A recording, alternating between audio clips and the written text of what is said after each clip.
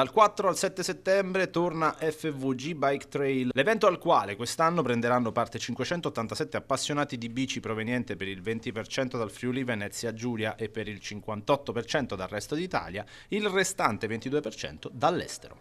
Novità assoluta è il percorso 100, pensato per la community locale e per chi desidera un'esperienza più breve ma intensa. Oltre allo sport, spazio anche all'arte con il progetto Colnago, firmato dal maestro Giorgio Celiberti, due bici G4X trasformate in opere d'arte in movimento. Il cicloturismo in questi anni è notevolmente cresciuto, è diventato insomma, un pezzo importante dell'aumento del turismo che la città ha avuto. Ricordiamo che nel 2024 l'aumento sull'anno precedente è stato del 10,39%, quindi questo ci fa capire che la città di Udine ha fatto un cambio, uno switch.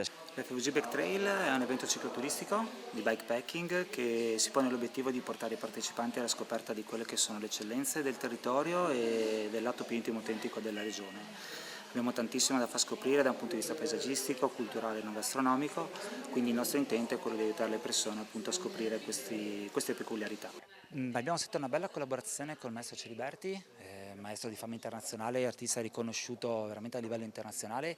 Abbiamo fatto con lui la maglia dell'edizione del 2025, progetto nel progetto abbiamo anche realizzato, grazie alla collaborazione con Colnago, una bicicletta unica nel suo genere che presentiamo oggi in anteprima e che praticamente vede l'opera del maestro Celiberti sul telaio della bicicletta, un esemplare unico che verrà utilizzato per quelle che saranno le celebrazioni proprio delle eccellenze del Friuli.